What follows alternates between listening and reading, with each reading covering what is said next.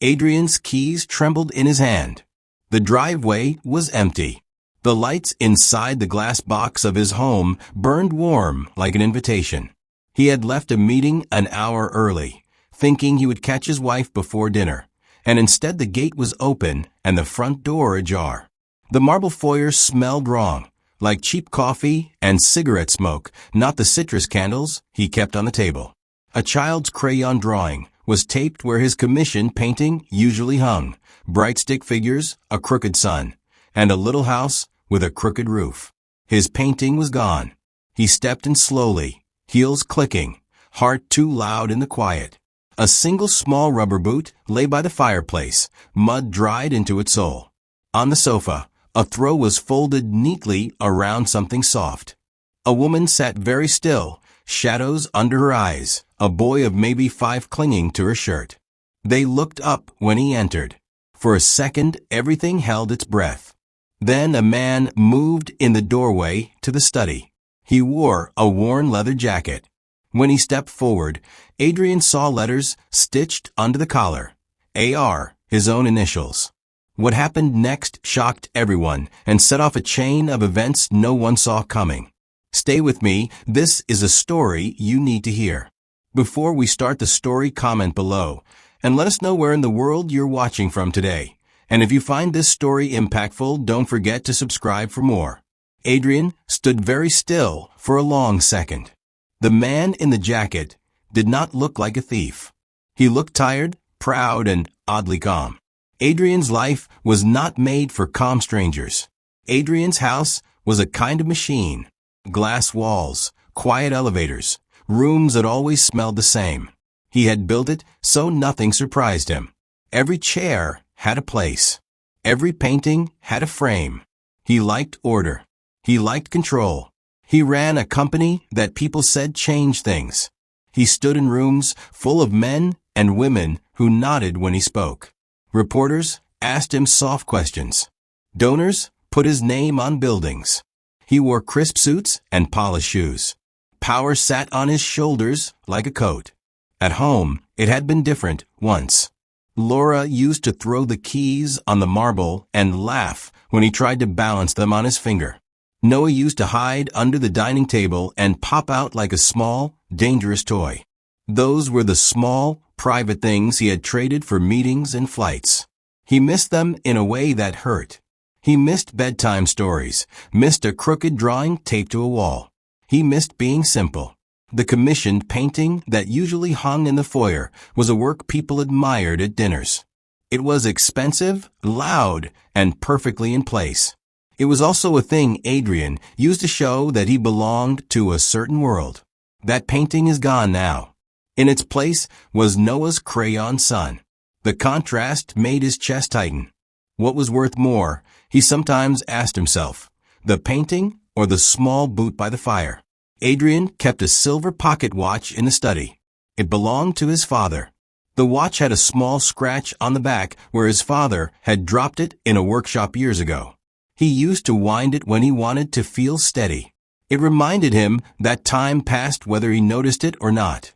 It was the one object he touched when he felt unsure. He kept it in a velvet box on the desk where he did paperwork. It was private. It was steady. At home, he had staff who kept his life smooth. Martha had been with the family for 7 years. She arranged flowers, made lists, and knew when Laura needed quiet. Thomas handled the wine, the clocks, the doors. Both of them had keys. Both of them had seen Adrian softer than most people. They were polite around him, but they were not afraid to tell him when he forgot things.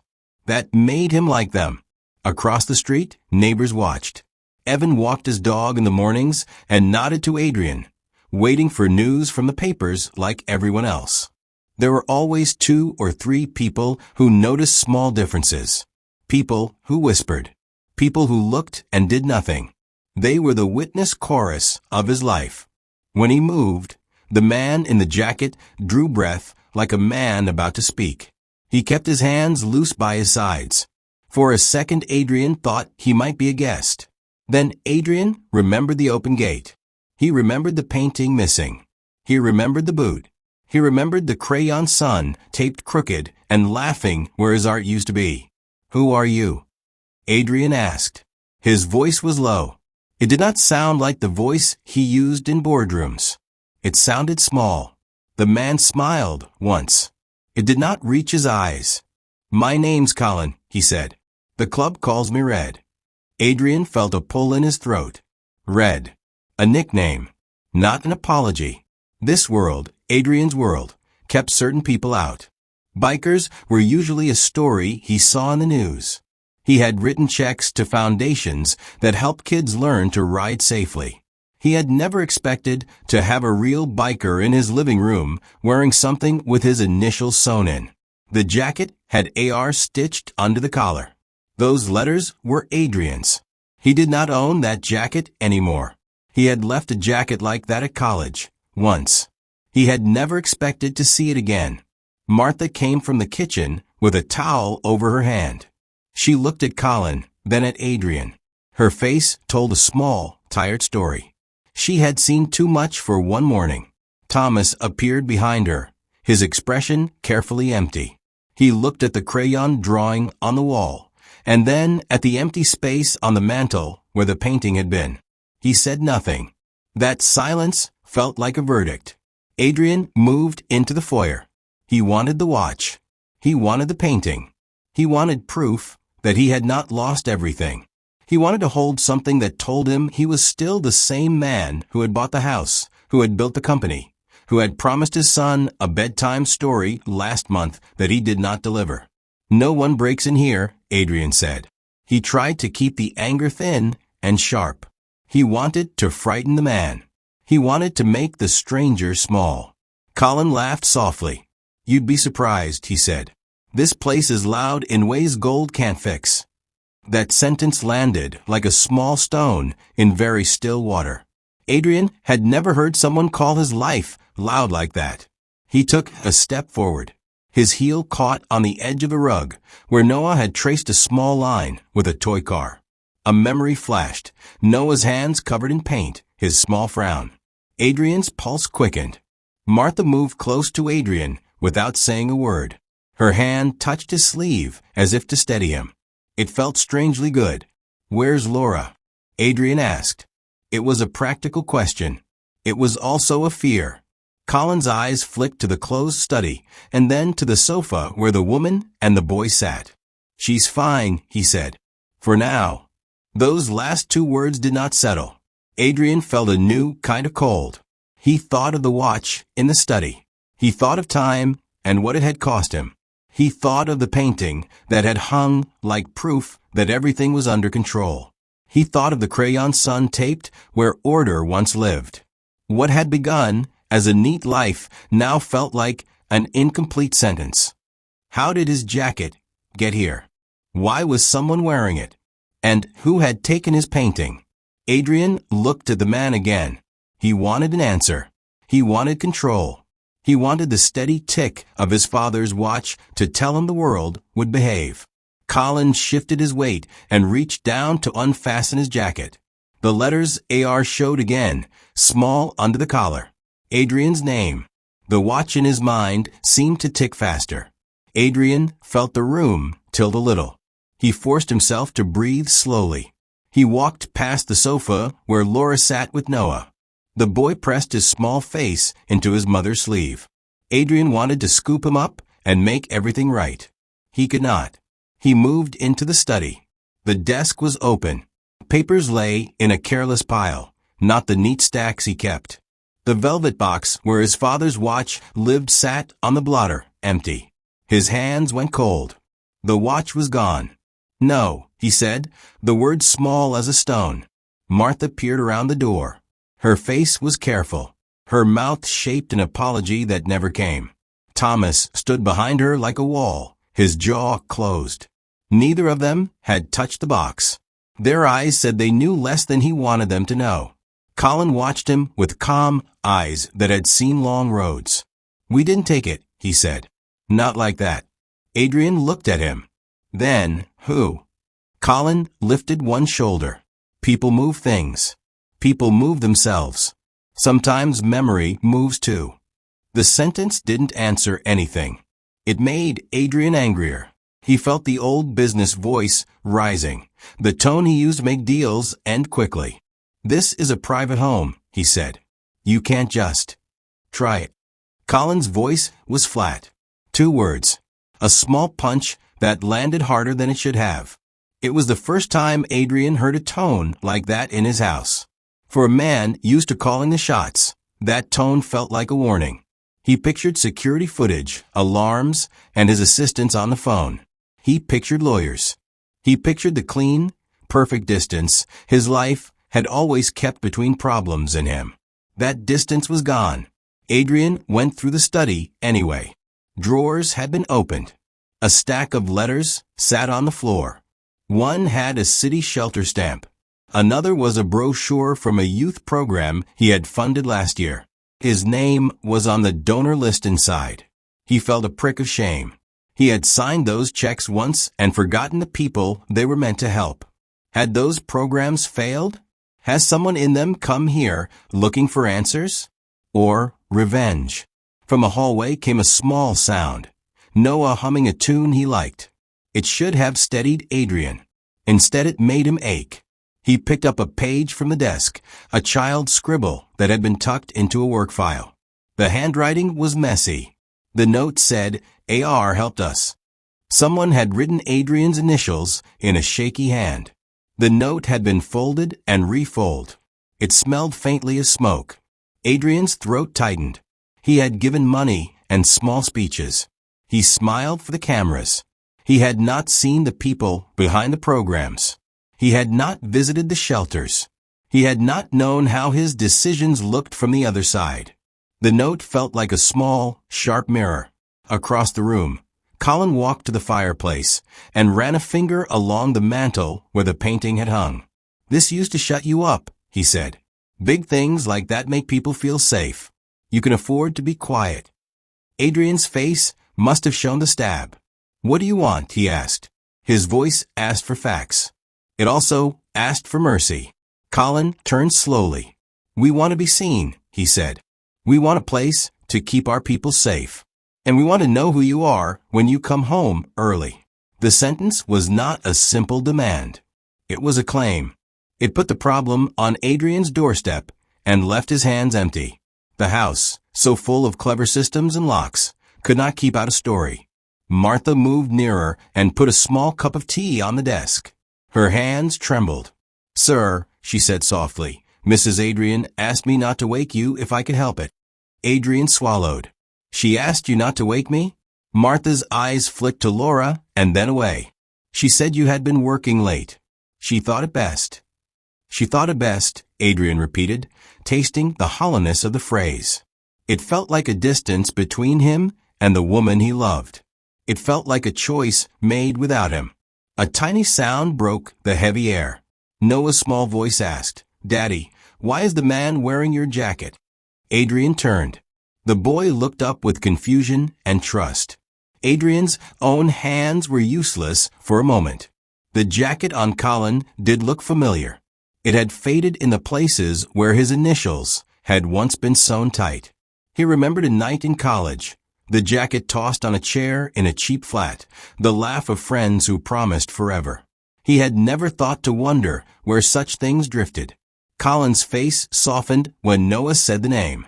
He crouched a little, to the boy's level. "It's only a jacket, little man," he said quietly. "Not a thing to worry about." But the jacket was not only cloth. It was a trace. It was a line back to something Adrian had done or left undone years ago. That idea creeped up and did not leave. Adrian felt the old, steady pulse of his life break into splinters. He tried to call his assistant. No signal. His phone on the desk showed no bars. The house's smart system flicked a warning, network outage. For the first time in years, Adrian understood what it felt like to be cut off. He walked back to the foyer where the crayon sun still smiled. For a man who liked order, the sun felt like an accusation. Who had come into his house, and why? What had he missed that allowed a stranger to live in his living room? The questions pushed at him, sharp and insistent. He had to find the watch. He had to find the truth. But every step he took opened another doorway he had not known existed. They knocked like they owned the day. Adrian heard the hard rap at the door before he saw the uniforms. The sound cut the house into two parts, before and after. He moved toward the foyer and found a woman in a dark coat holding papers. Behind her stood two officers and a pale man with a badge clipped to his belt. "Mr. Rivers?" the woman asked. Her voice was firm but not cruel. It had a weight to it that made Adrian feel small. "Yes," Adrian said. His voice came out thin. He looked at the papers. The woman's name was Rebecca. She held a court stamp. The order said, in legal words that looked like a blade, that Child Protective Services had cause to remove Noah from the residence immediately on grounds of imminent risk. There was a list of allegations attached, claims of an unsafe environment, unsupervised access to dangerous people, a report filed by a witness. Adrian read the first line twice. It did not make sense. It felt like a mistake. It felt like a lie. His first thought was how badly this would look on the evening news. His second thought was Noah sitting on the sofa, thumb in his mouth. "That's absurd," Adrian said. "You can't, this is my son." Rebecca did not look surprised. "Sir, we have a court order. We also have reason to believe this home is currently being used to shelter minors connected to a network of people under investigation." Her eyes flicked toward Colin and the sofa. "We have to act now." Colin moved as if to stand in front of Laura and Noah. He had been calm until now. His jaw tightened. Adrian felt a reflex. He reached for the boy.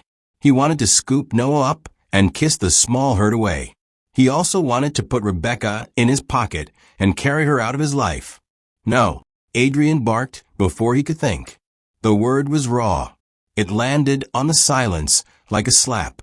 "Sir, please step back," Rebecca said. "We can't have interference." "Try it." Colin's voice cut in again, short, sharp. Two words like an edge. Adrian saw the officers move toward the boy. One of them reached out, gloved hand gentle but firm. Noah's small face turned to Adrian, confusion and trust mixing in his eyes. "Daddy," Noah said. The boy's voice broke something in Adrian. He stepped forward anyway, faster than reason. Martha's hand grabbed his sleeve. "Sir, please." "Say it again," Adrian said to the officer. His breath smelled like anger and coffee. He felt a hollow ache that had nothing to do with power or money. This was primal. This was a parent and a child. Rebecca held up the paperwork. The stamp was real. The judge's name was real. The witness's name? It was a neighbor on the other side of the street. Adrian tried his phone again. Still no signal. He banged on the wall where the house controls sat. The smart panel gave a flat, gray error. The world had gone quiet in a way that meant someone had planned this. "Who filed this?" Adrian demanded. "Who told you to come here?" Rebecca's face did not change. "We have a report from an individual who claimed the child was at risk due to associations in the home. The court found enough basis for a temporary removal pending investigation." He felt his chest fall open, then clamp. The word associations was a needle. His mind flashed to the crayon sun, the jacket, the note that said, "AR helped us." He had been generous with money. He had not been generous with time. Had his absence built a story that now had teeth? Colin stepped closer. "You are making a mistake," he said quietly. His tone was low, but everyone heard it. "This child belongs here." "Not for us to decide," Rebecca replied. Her hand was already on Noah's small sleeve. The boy did not resist. He looked at Adrian as if adults were actors, and he worried he would miss his line. "Don't take him." It was not a plan. It was a plea. The officer moved to lift Noah. For a moment, Adrian saw himself as a man at a boardroom table, furious and controlled. Now he was raw, one desperate hand reaching out. He lunged. "Stand down." Thomas shouted from the doorway, a single short line that snapped across the room. He had always been the steady one. Now his voice shook. Martha pushed Adrian behind her. "You'll only make this worse," she whispered. Her eyes begged him to be careful for Noah's sake. For a heartbeat, he listened. He stepped back. The officers took the boy and walked him toward the squad car waiting outside. Noah looked over his shoulder at Adrian. He held out one small fist as if to say, "Hold on." Adrian could not reach him. Laura's face went white. For a second she looked unmade, like someone taken from sleep. She moved forward and then was stopped by a hand on her arm. Colin did not step back. He watched Noah go. The patrol car door closed with a final hollow sound. Rebecca met Adrian's eyes. "We will be in touch," she said. "You can contest this in court." Contest. The words sounded like an invitation to weeks of hearings, a public unraveling. Adrian's life, which had been a series of controlled meetings and crafted images, now had a public problem with his son at the center. His watch, his measure of time, was gone from the desk, and now time itself seemed to be stealing things faster. He wanted to tear the papers, to shout at the officers, to call every contact he had. He was a man used to doors opening when he wanted them opened. Now the doors had closed. What would you do if they took your child and the world refused to answer? He asked himself that question and did not like the silence.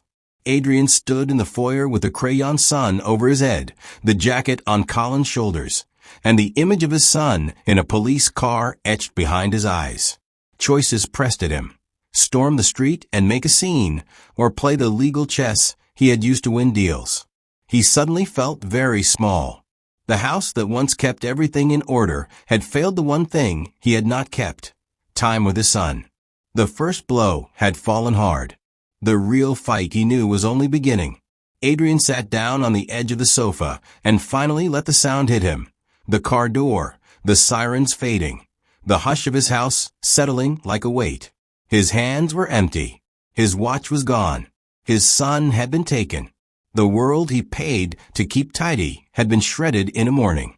He felt like a man who had lost the map to his own life. He had money, lawyers, and influence. None of it stopped an officer from lifting his child into a squad car. None of it woke him when it mattered. The thought landed hard.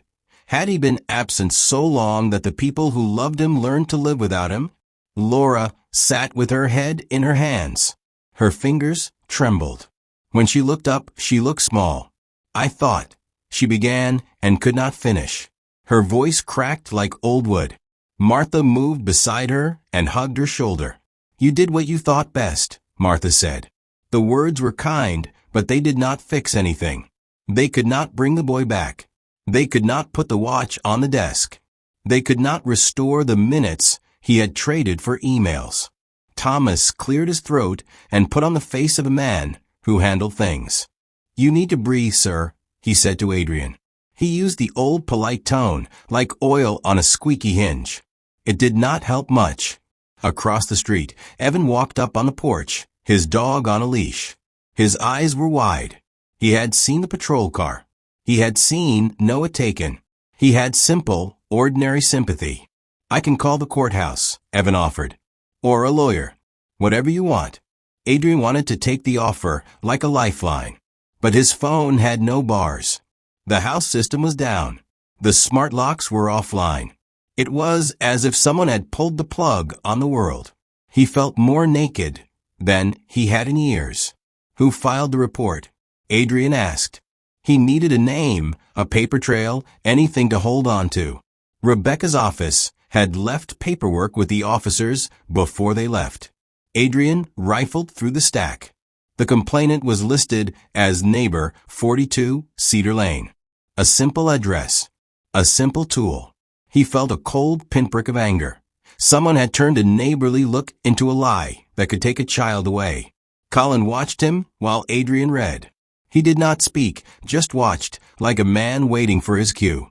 There was something steady in Colin's face that made Adrian both angry and oddly relieved.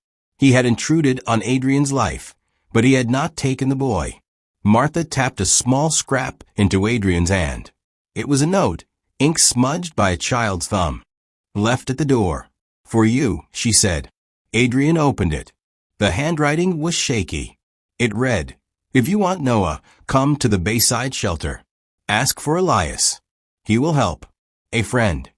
Hope and doubt struck him at once. The shelter. The place he had signed a check for last year and never visited. The place he had spoken about to donors and never seen with his own eyes. Could a shelter hold his boy? Or was this a trap? Adrian made the first plan the way he always did. Fast, clean, with options. He would go to Bayside Shelter.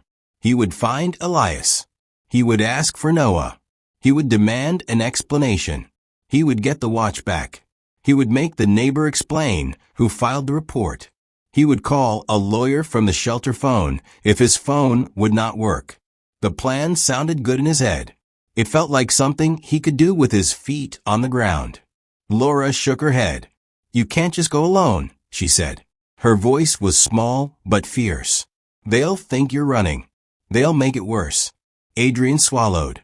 He saw both paths, the quiet legal path where he flexed influence, and the desperate path where he ran after his child. He felt tugged between them like a man at two doors. Which door would get him Noah faster? "Not today," Thomas said suddenly, and the words were soft but sharp. He meant it to steady Adrian. He meant to keep him from acting out of breathless panic. Adrian took it in. He also felt the urgency rise like a tide. He gathered a small team. Martha would come with him. She knew the house and the people. Evan would drive. He was steady and ordinary and did not see money as a reason to be scared. Colin would not leave Laura alone. He stayed with the boy's mother, though his reasons were unclear and his presence thinly comforting. Adrian packed a jacket he had worn for meetings and his coat he preferred for travel. He left a note on the desk, an instruction to call Rebecca and the number of his lawyer, hoping the paper would be found. As they stepped out into the bright street, neighbors watched from their porches.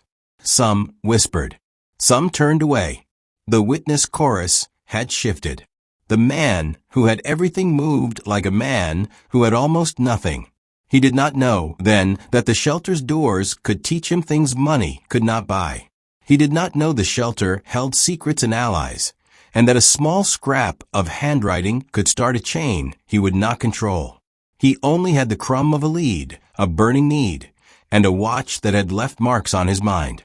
What would you do if you had to chase a single minute back? They smelled like soap and warm bread. Bayside Shelter was not like Adrian expected. It was smaller. The paint was cheery in places and scrubbed bare in others. Kids ran in the yard with scraped knees and big shoes. Volunteers laughed too loud when a dog chased a ball. There were boxes of cereal by the door and a metal bell that rang when someone came in. Adrian felt odd walking through. He had written checks for places like this. He had made speeches about care and chance. But he had never opened a door here. Today the door was open and his chest felt tight. Elias met them in the lobby. He was a thin man with soft eyes and an easy greeting. He wore a cardigan that had seen for years. There was a scar on his hand that showed he had once worked with tools or hurt himself. He smelled of coffee. "Mr. Rivers?" Elias asked. His voice was calm. He held out a small paper name tag. "We kept your note." Adrian felt both relief and shame. "You did," he said. The words were much smaller than he intended. Elias led them down a hall lined with children's drawings. The same sunny house motif repeated. Roofs, crooked suns, small stick families. A dozen little suns seemed to smile at Adrian and sting him. "You can see him in the visitation room," Elias said. "But there are rules." Rules felt familiar. Rules had kept Adrian safe for years. Now the rules felt like a cage. He followed Elias anyway. Martha walked close. Evan stayed back near the door, hands in pockets, steady. The visitation room was small. A window looked out to the playground. Noah sat at a table with a juice box and a stack of blocks. When he saw Adrian, he paused, then smiled in a way that hurt. He waved. "Daddy," he said, and the word was a small rocket. It hit the room, and everything else slowed. Adrian's throat closed. He wanted to smash the glass, to pull Noah through it, to hold him until the world felt right again. The rules were rules. Elias sat across and watched. A social worker took notes. Cameras blinked in corners. "You'll have 10 minutes, Elias said. "We do supervised visits." 10 minutes. Adrian demanded. The need in his voice made him sound younger than he was. "That's policy," Elias replied. "We can ask for more after this. But first, how long have you been absent, Mr. Rivers?" The question struck like wind. Adrian saw his calendar in his head. Meetings, dinners for donors, late flights. He saw the empty chair at Noah's bedtime. He saw the watch he had not wound. The guilt came into the room like someone opening a door. "Too long," he said.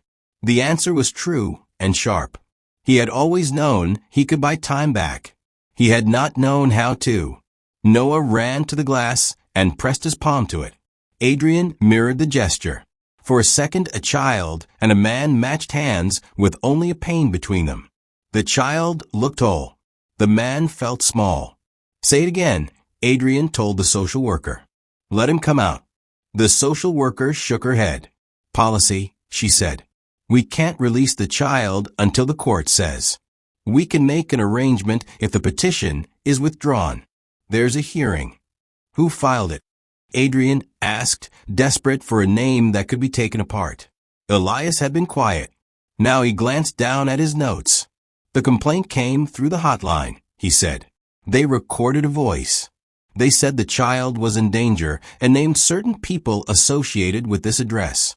Adrian's stomach dropped. "What voice?" "A voice that sounded like you," they said. Elias's words were careful. Silence filled the room like snow. Adrian tried to steady himself. A voice like him.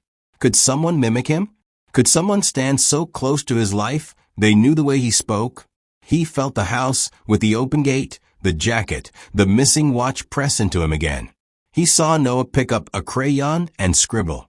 He picked up the drawing and held it up. "This is yours," he said, voice thin. Noah nodded. "I drew Daddy's son," he said. He smiled smallly. "Daddy, you come back?" Adrian's chest broke a little. "Always," he said.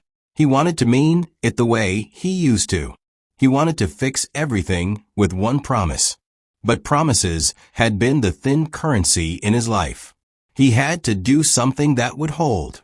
Elias stepped toward him. "There is a small thing we can do," he said. "A partial order. If you agree to cooperate, to meet with our team, we can have supervised contact more often. It will take a judge's permission, but we can push. Take me to him." The words left Adrian in a rush. They were not elegant. They were not legal. They were absolute. "Not yet," Elias said.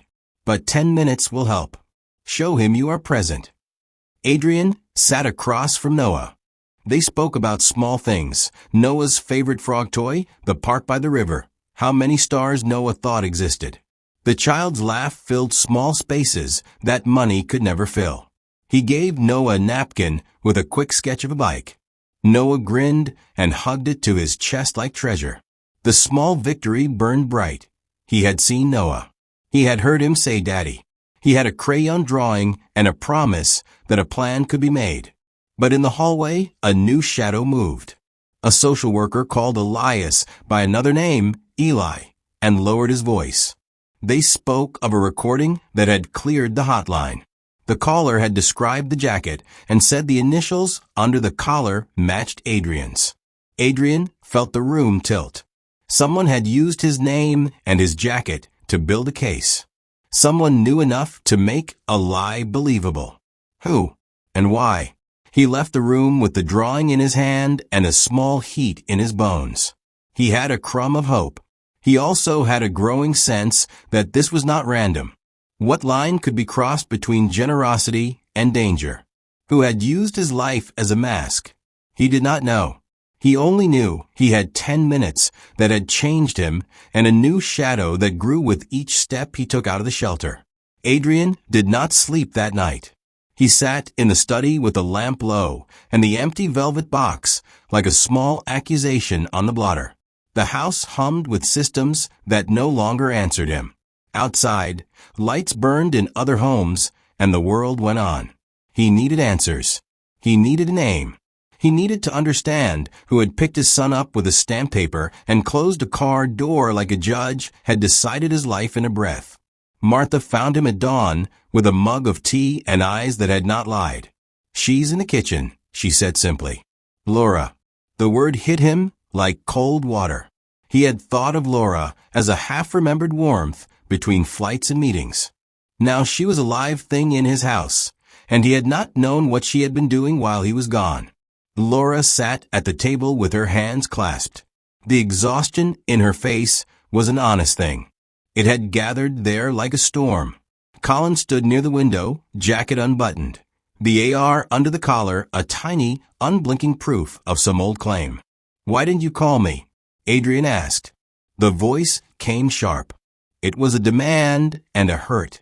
Laura's eyes met his and did not slide away. "I did call you," she said. "I called and left a message." "You left a message on the hotline?" He needed to hear her say it plainly. "No." She held the sentence like a small stone. "I left a message on a recorder. I made them think you said what I said." Adrian blinked. "What?" She inhaled. "I recorded a voice that sounded like you, yes. But it was to get them here fast. I didn't want an argument. I wanted Noah safe." The room shifted. Adrian felt the floor move under him. He sat hard, as if some muscle in his chest had been cut loose. "Safe from what?" he asked. The question felt precise. It needed to be. Laura looked at Colin, then back at Adrian. "From people coming through the house," she said. "From men that shouldn't be near him. I told Elias we'd use every rule we could to get him out if things got worse.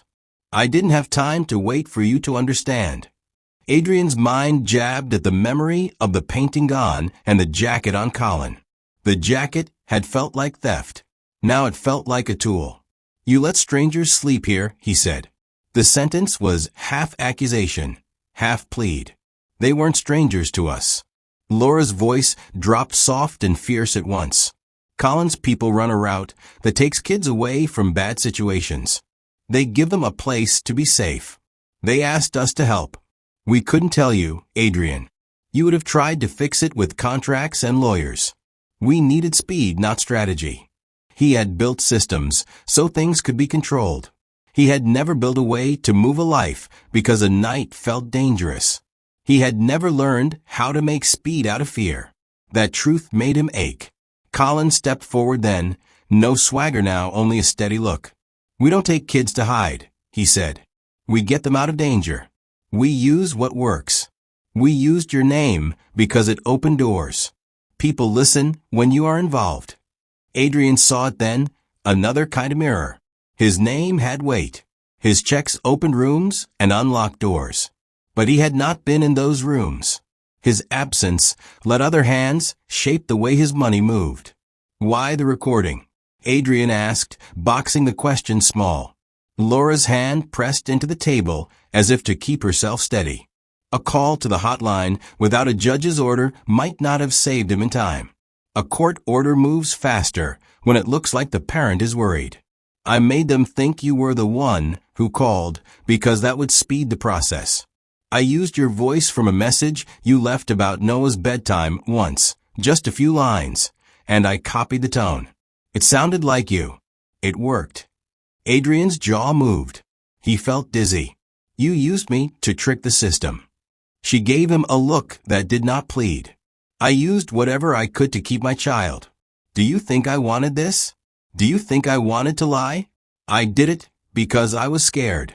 Because someone left a note at the gate last week that said they were watching the house." A small twist knotted in Adrian's gut. He had been afraid of losing time with his son. She had been afraid about losing the son to danger. Fear sat between them like a third person. "Who left the note?" he demanded. Laura's eyes flicked to Colin. "We don't know," she said. "But we know patterns. Men show up to look important. They ask about you. They ask about the shelter. They ask about money. We felt watched. Adrian felt a small, hot ache of shame. He had funded shelters from a safe distance. He had not seen how his money tangled lives. He had thought buying goods would make him safe. He had been wrong. A memory returned. An old graduate party. The jacket tossed on a chair. He had given away things then without thinking where they would go. He had meant generosity. He had created traces. Colin touched the jacket on his shoulder like a talisman. "That jacket was given to me years ago by a man we helped," he said. "He left it with us when he had to run. It's been with people we trust. Seeing AR stitch there made a few of us think you'd be an ally. We were wrong to assume, but we used it to protect kids." Adrian felt the balance shift. People he had never met had moved through his life using his name as a key. The voice on the recording, the jacket, the missing watch, none of it was simple theft now. It was a conversation he had not been invited to. "Why didn't you tell me you were working with them?" he asked, less angry now and more tired. "Why do I always hear about the end of things?" Laura's eyes softened. "Because when a house feels watched, you don't call a meeting. You get the child away. You make the choice that scares you less. You act." Adrian's hands curled into the paper on the table. He had choices. He could call lawyers and make noise. He could demand answers and make people afraid.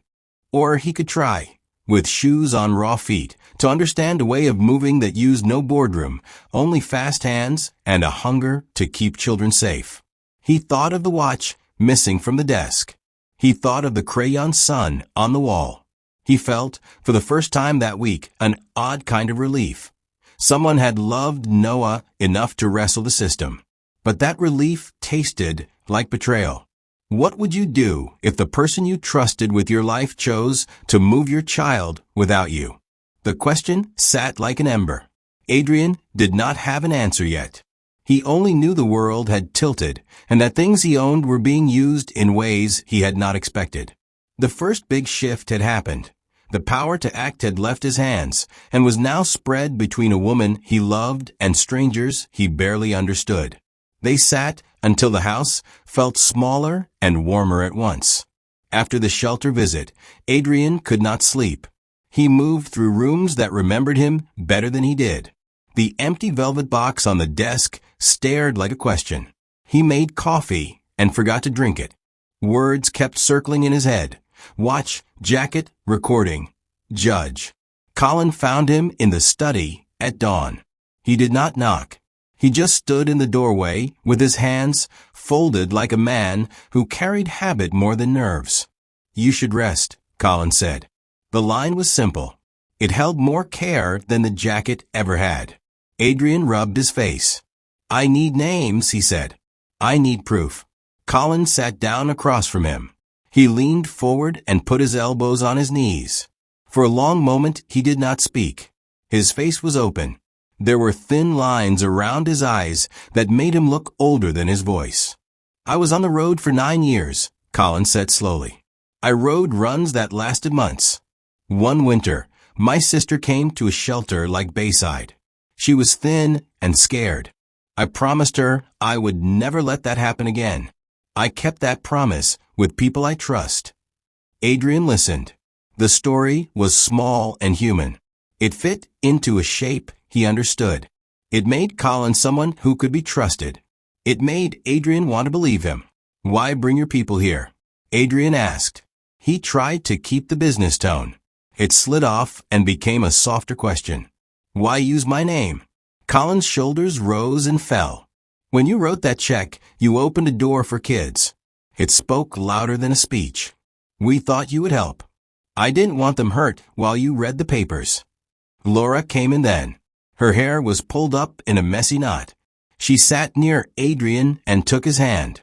Her fingers were cool. They fit into his the way they always had. "I was scared," she said. "I thought the only way to move fast was to make it sound like you were worried. I thought if it looked like your voice, they'd move faster."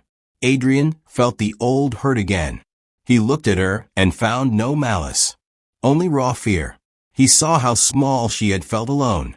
He saw how tired she had been. I should have been here, he said. The sentence was weak and honest. I should have been here for Noah. I traded minutes for meetings, and now I have no minutes left. Laura squeezed his hand. You weren't gone because you didn't love him, she said. You were gone because you thought work was the way to keep them safe. You thought money was armor. The confession made his chest ache. It was a vulnerability that had been waiting for a long time. He had always been proud of being steady. Tonight he felt like a man who had missed the map to his own house. Colin's voice came soft again. We need a list, he said. Names of who comes through. Times. A pattern. Adrian nodded. For the first time since the day began, a plan felt patient enough to work. They would trace steps. They would check the neighbor who filed the complaint. They would search for the watch. They would press the shelter for the recording. Evan arrived mid-morning with a thermos and looked like someone who had slept on a bench and still felt responsible. He offered the thermos and a quiet, whatever you need. His presence was ordinary and honest. Adrian liked that. Martha and Thomas moved through the house like people who mended holes. They put things back in place without fuss. For the first time, Adrian watched them and felt gratitude that was not tied to power. It felt simple and clean. They worked in small groups. Adrian and Laura sat with Elias over papers. Colin and Evan visited neighbors and asked questions. Martha checked the house for signs of break-in. Thomas called a local security person he trusted from years before. In the afternoon, when the house was full of low sounds, Laura told a story that made Adrian sit very still. It was a soft memory about Noah waking in the night and singing a bad hymn his grandmother taught him. She laughed and then cried. It was not a show. It was true. The laugh cut through the anger and left tenderness. Colin stayed near her like a shadow that chose to be light. He offered simple fixes, move the spare toys to a locked closet, make a list of trusted faces who could be called in a crisis, and install a hidden camera in the backyard. He sounded practical. He sounded like an ally. Adrian watched him and felt the old hunger for control reappear. He wanted tools. He wanted timelines. He wanted to be the man who fixed the thing and then turned off the problem. He also felt something else. He wanted to believe that people would stand with him when the floor dropped out. Late that night, when the house was quiet and Noah's room felt like a place that still held sleep, Adrian found something in a coat pocket he had not worn in months. It was a small photograph slipped between the lining and the seam. The photo showed Noah in an arm around a boy Adrian did not know. They were both smiling. On the back, in a child's looped hand, were written 2 words, keep safe. Adrian turned the photo over twice. The paper smelled faintly of the shelter. For a moment, he felt hope. For a moment, he felt fear. Who had put that photo there? Who trusted his coat enough to leave proof? He did not know. He only knew the house had become a place where secrets moved like small animals. He put the photo in his pocket and walked to the window. The streetlights made small islands of gold. He asked himself a question he did not want to answer. Who would you trust with the doorway to your life? The next morning the house felt small and loud. Adrian woke to the sound of his phone ringing from the hall. He crossed the study and found 3 missed calls, an email from his PR team marked urgent, and a headline open on a tabloid site. Billionaire father under investigation. Why was his child removed? The photo was of his home. The comments were sharp and quick. The world was already shaping the story without him. He moved through the house like a man in a dream, and then he saw Thomas at the kitchen table with a folder open. Thomas looked older in the blue light of the monitor. He had been with Adrian for years. He ironed shirts, wound clocks, and remembered anniversaries. Adrian trusted him like family. Why didn't you tell me about this? Adrian asked before he could shape the words better. Thomas did not look up. His hands folded around a cup of tea. I thought you needed space, he said. The words were careful. They landed like ice. Adrian's face tightened. Space? You let them take Noah. Thomas met his eyes then, and they were not steady. I did what I thought was right. You filed paperwork. Adrian's voice was small and sharp. You spoke to them? Thomas swallowed. I gave a statement, he admitted. I told them what I saw. I told them who came in and out. I told them you were rarely here. I thought. You thought. Adrian echoed. The room narrowed. You thought and you acted without me? Thomas, you know the rules. You know the house. Thomas's jaw moved. I saw no one stopping it. I saw kids sleeping on the couch. I saw doors open at night. I was worried. I thought removing him for a little while would keep him safe until you could be present. Adrian's hands went cold. You betrayed me, he said. The words were short. They hit hard. Thomas flinched, as if struck. Betrayal is a strong word, he whispered. I loved him like he was mine. The sentence did not make the hurt smaller. It made it more complicated. Betrayal by a trusted hand felt like a blade you had not seen until it cut you. Words spread faster than a plan. A local reporter, someone Thomas had once trusted to write a human interest piece about the family, called and said they had a source. A social media post with a grainy photo of Noah in the squad car had thousands of shares by noon. The board paused calls. A fundraiser scheduled for the evening was canceled. Donors texted and asked questions that felt like accusations. Neighbors gathered on porches. Mrs. Klein from next door shook her head in public and said, if only he'd been home more. Evan, who had once offered to call the courthouse, looked away and said nothing when Adrian walked by. Two men in scooters slowed and pointed. The witness chorus had shifted from whispers of sympathy to a public chorus that demanded answers. Adrian felt his power leak like water. His phone buzzed with lawyers promising to help if he paid. Friends offered quiet, awkward sympathy. People he had given to in speeches now asked for explanations. His face, which had signed checks and cut ribbons, now looked small in photos next to the headline. In the foyer, he confronted Thomas again.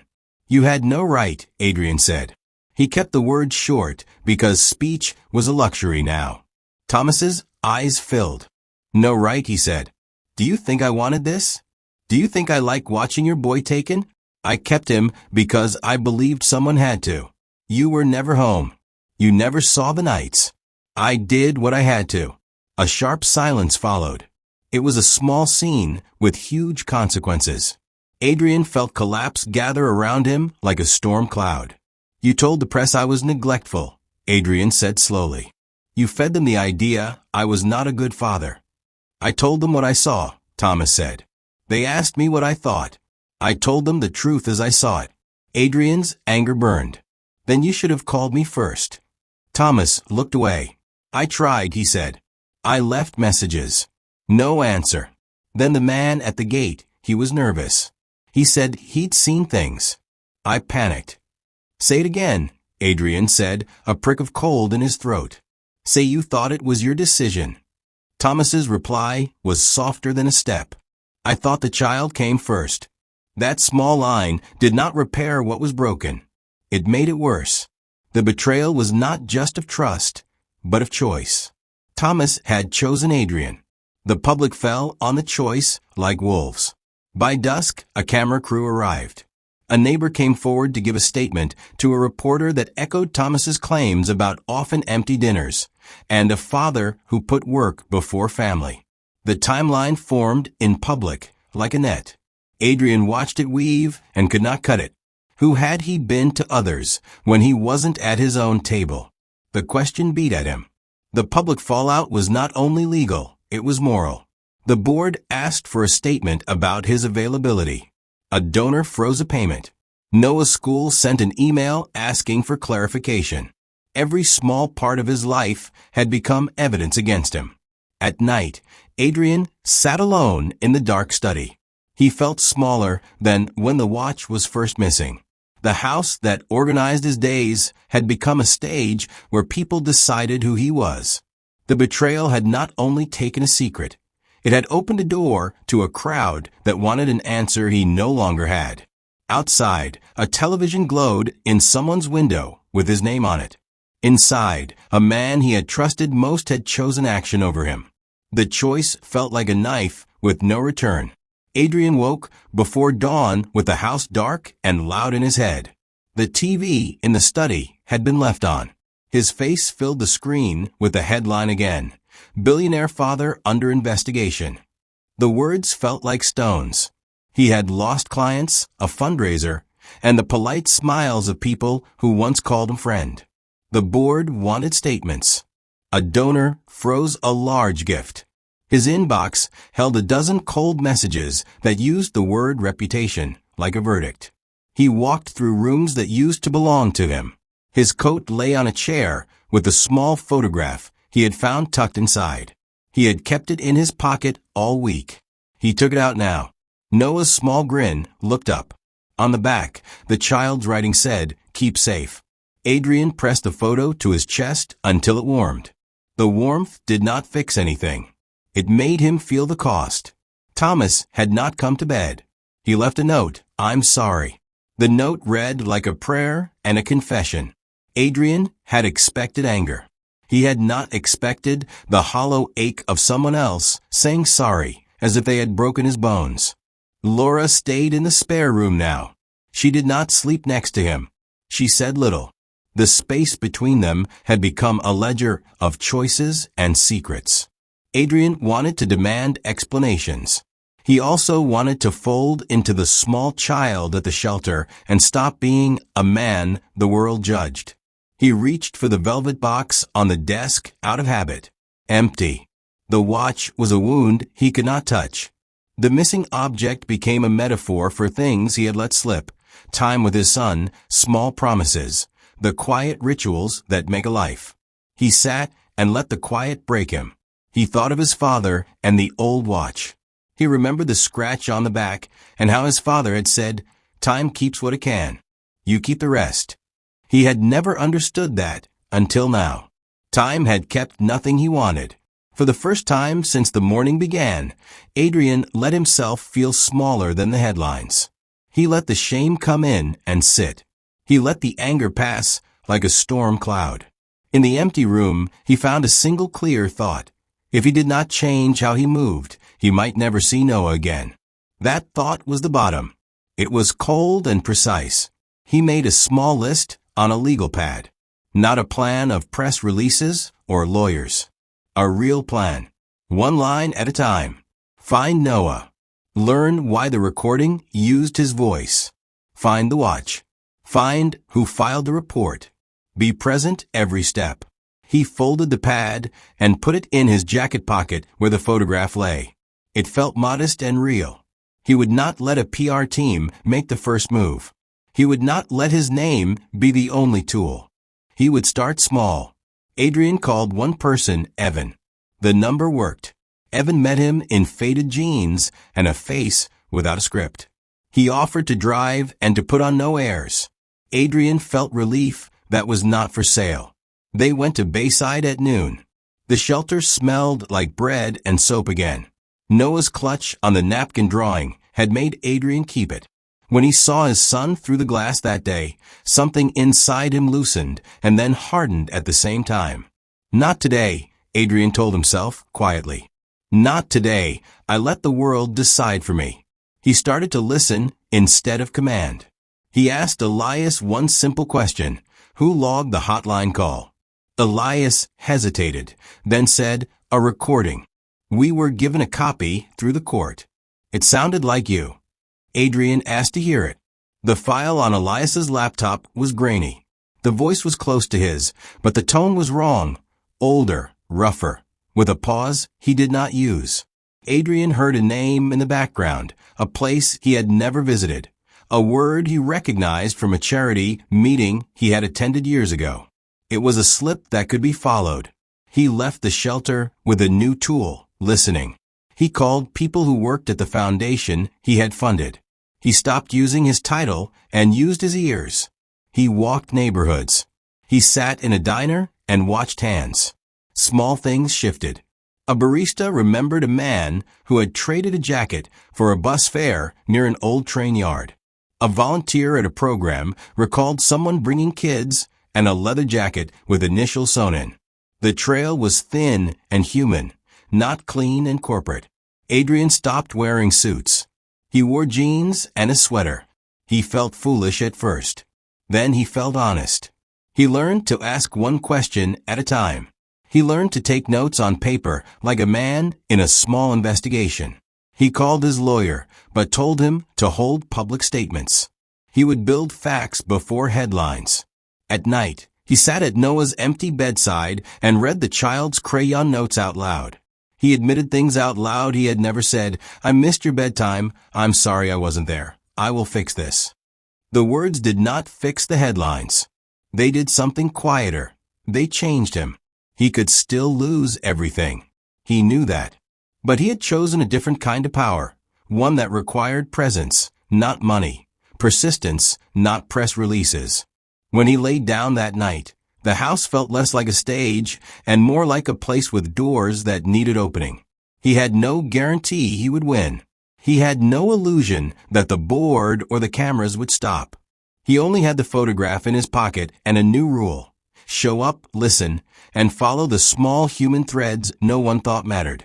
He did not sleep much, but he slept differently, ready to move. The next morning, he would begin tracing jackets, voices, and neighbors. He would learn to be small again if it meant being a father. Would you trade a public name for a private truth? He wondered as he closed his eyes. The question did not have an easy answer, but now it was his to live. Adrian woke before the sun, his mind sharper than the faint light spilling across the study floor. The last few days had been chaotic: betrayal, headlines, stolen trust. But they had also sharpened something he had forgotten existed: patience and observation. Now, he had a plan that no lawyer, no PR team could execute for him. This was personal. This was precise. He started with the recording. The grainy file that had been passed to the shelter sounded like him, but not exactly. Adrian replayed it again and again, noting the pauses, the inflections, the breaths. There was a subtle rhythm, a tiny quirk he had taught his son as a joke months ago. A little whistle at the end of the letter S. It was faint, almost imperceptible. And it was there in the fake message. Someone had copied his voice. Evan arrived with a fresh thermos of coffee, alert and steady. You want me to drive again? He asked. Adrian shook his head. No, I want to go by myself. I need to see faces. The first stop was the neighborhood near the shelter. Adrian walked streets he had once driven past in a car, without notice. He asked simple questions. Did anyone see a man with a black jacket last week? Was there an unusual delivery, someone unusual? People remembered small details when no one demanded a name. A barista mentioned a man dropping off toys in a leather satchel. A neighbor recalled a car idling too long outside a small apartment. The trail was faint, but it moved. By mid-morning, Adrian had a pattern forming.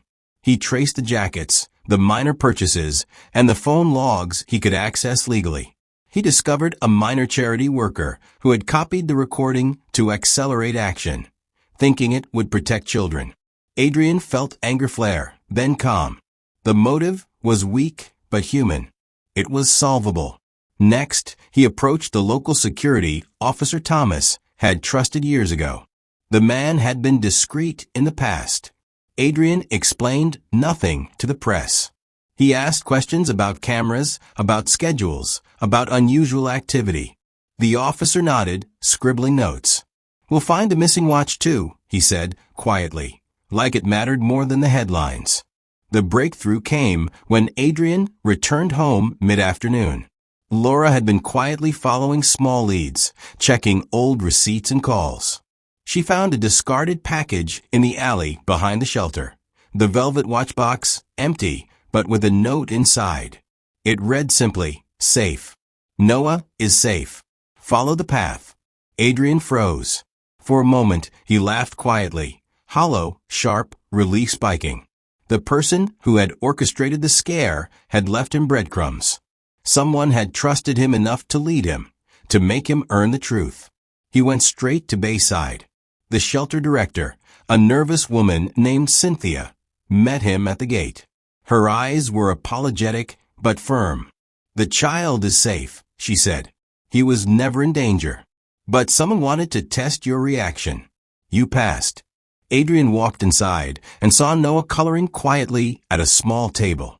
The boy looked up, eyes bright, and Adrian felt his chest expand with a mix of love, guilt, and determination. He knelt beside him. Noah leaned forward instinctively.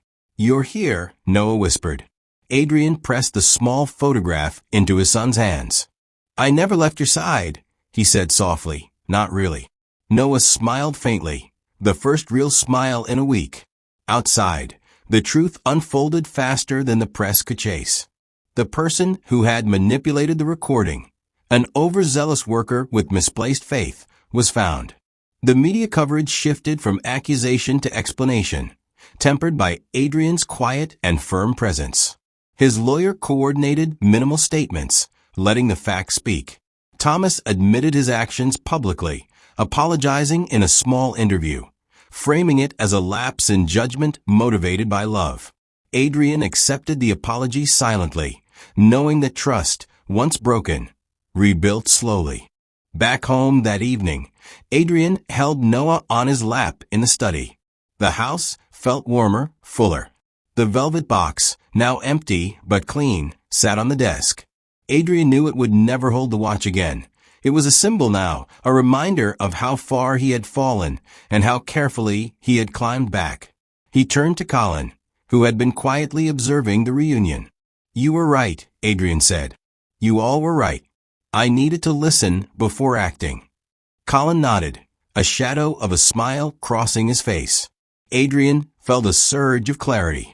The public had watched the chaos. They had seen his failure, his anger, his redemption in slow motion.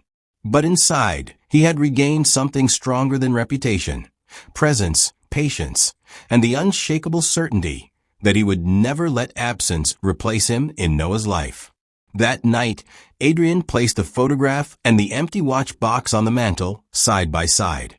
One symbol of time lost, one of love preserved. He kissed Noah goodnight, promising small things, steady things, human things. And for the first time in days, Adrian slept knowing that the house, his son, and himself were safe, not because money could protect them, but because he had finally shown up. The question now was simple and clear. Who would you trust with the doorway to your life? Adrian had an answer at last. He had trusted himself, and it had been enough. So, tell me, if you were in his shoes, mocked and underestimated, would you have revealed your success or walked away in silence? Drop your thoughts in the comments and don't forget to subscribe for more stories that flip the script on arrogance.